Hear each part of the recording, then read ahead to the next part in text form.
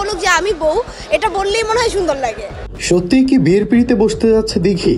এমন আলোচনা ও গুঞ্জন চলছে দেশের শোবিজ অঙ্গনে। যদিও এর কারণ অভিনেত্রী নিজেই।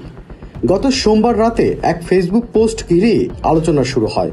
দিঘি তার ফেসবুক ওয়ালে একটি বিয়ের কার্ড পোস্ট করেন।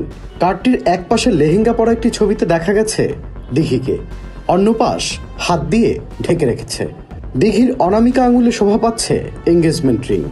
ক্যাপশনে দিঘি লেখেন, আর অপেক্ষা করতে পারছি না, সবকিছুর জন্য আলহামদুলিল্লাহ।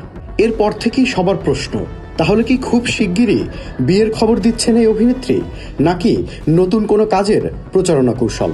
দিঘির পোস্টের কমেন্টস বক্সে কৌতূহলী ভক্তরা নানা সমীকরণ মেলাচ্ছে। তবে কারো কমেন্টসের উত্তর দেয়নি এই চিত্রনায়িকা। বোঝাই যাচ্ছে বিয়ের গুঞ্জন উস্কে দিয়ে রহস্য করছেন তিনি। তবে এ বিষয়ে দিঘি কিছু না বললেও মুখ খুলেছেন তার বাবা অভিনেতা সুব্রত। তিনি গণমাধ্যমকে বলেন, বিয়ে নাকি কোনো কাজের ঘোষণা তা আজ সন্ধ্যায় জানাবো, দিঘির বিষয়টি পরিষ্কার করব।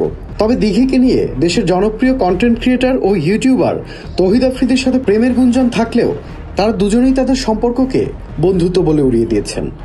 চলচ্চিত্রের চাচ্চু সিনেমার মাধ্যমে শিশু শিল্পী হিসেবে জাতীয় পুরস্কার সহ বেশ পরিচিতি পেয়েছিলেন দিঘি।